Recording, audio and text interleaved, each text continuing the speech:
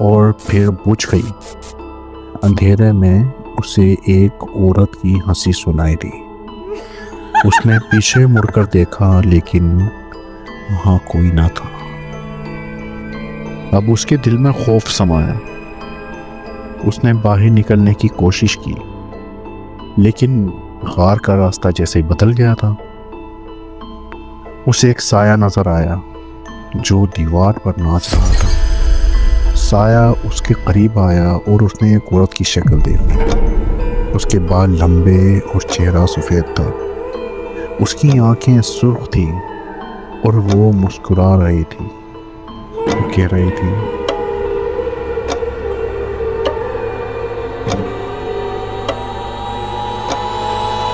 تم نے میری اور میں قدم رکھا، اب تم میرے ہو۔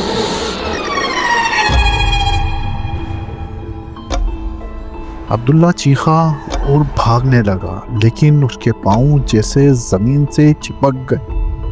سایہ اس کے قریب آیا اور اس کی سرد سانس اس کے چہرے پر محسوس ہوئی۔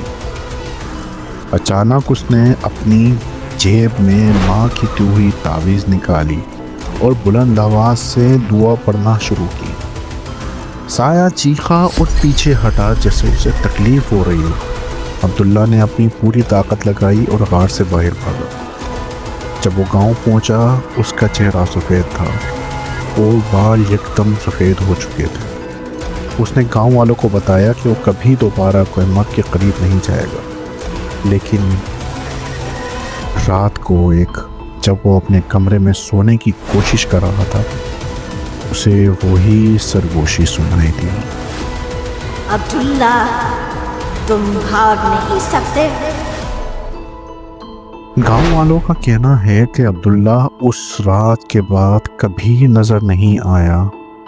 کوہیما کب بھی خاموشی سے کھڑا ہے لیکن رات کے اس کے سائے میں ایک عورت کی ہنسی گونجتی ہے۔